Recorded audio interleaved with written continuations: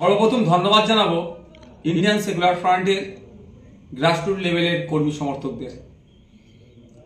গতকালকে আপনাদেরকে আমরা বলেছিলাম কলকাতায় নেতাজি ইন্ডোর স্টেডিয়ামে যে আমাদের চতুর্থ বার্ষিক উদযাপন করব, সেখানে না আসার জন্য আপনাদের এলাকায় থেকে যে যার বুথে বা এলাকার কমিটিদের উদ্যোগে অঞ্চলে বা বিভিন্ন জায়গায় পতাকা উত্তোলন, সাথে সাথে নেতাজি ইন্ডোর স্টেডিয়াম থেকে যে বক্তব্য দেওয়া হবে সেগুলো লাইভ দেখানোর জন্য ব্যবস্থা করার কথা বলেছিলাম। আপনারা আমাদের রাজ্য কমিটির কলে যথাযথভাবে সাড়া দিয়েছেন। এটা আমাদের রাজ্য কমিটির পক্ষ থেকে আপনাদেরকে অশেষ ধন্যবাদ। আজকে রাজ্যবাসী দেখলো, শুধু রাজ্যবাসী নয়, গণতন্ত্রের বিভিন্ন যে প্রতিষ্ঠানগুলো আছে প্রত্যেকেই হয়তো অনেকে নজর রেখেছিলেন যে ইন্ডিয়ান সেকুলার ফ্রন্টের কর্মকর্তা থেকে শুরু করে কর্মী সমর্থক কতটা দায়িত্বশীল।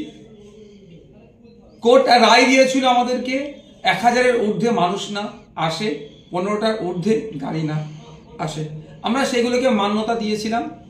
আমরা কল দিয়েছিলাম সেই জন্য যে লোকাল এলাকায় প্রোগ্রাম করার জন্য। আমাদের কর্মী সমর্থকরা আমাদের কথাকে রেখেছেন, তারা কলকাতামুখী হননি, তারা যে যার বুথে বড় বড় প্রোগ্রাম করেছেন, পতাকা উত্তোলন করেছেন এবং এখানে যে প্রোগ্রাম হচ্ছে সেটা দেখিয়েছেন। আজকে আমি না আমাদের পুরো পার্টি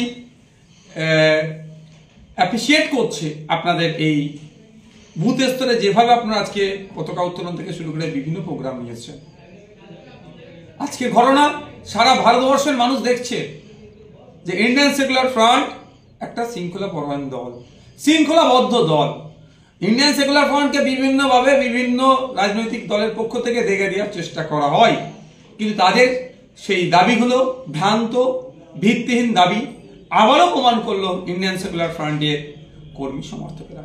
অবশ্যই আমাকে ব্যক্তিগত বলছি, কিছুটা হলেও ব্যথিত আমি।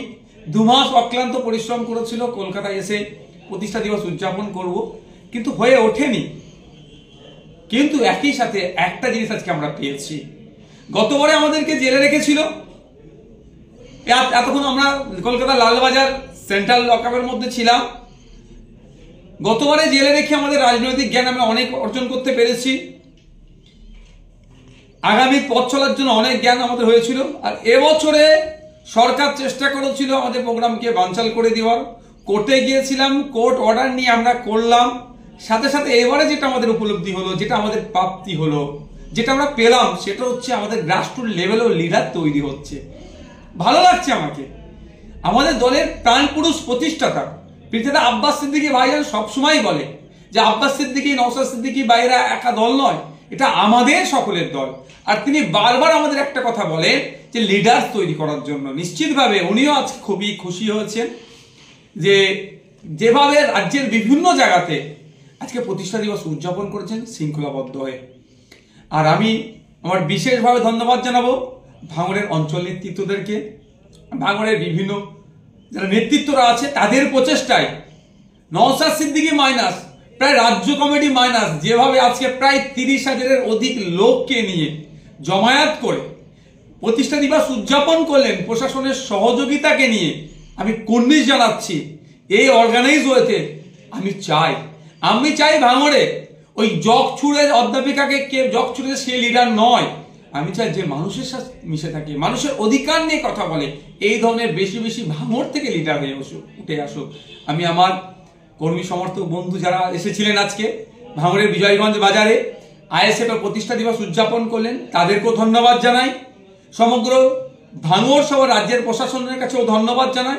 তাদের সহযোগিতায় আমরা শৃঙ্খলাবদ্ধ হয়ে শান্তিপূর্ণভাবে আমাদের সারা রাজ্যের বিভিন্ন জায়গায় প্রোগ্রামকে আমরা সম্পূর্ণ করতে পেরেছি। পরিশেষে বলি,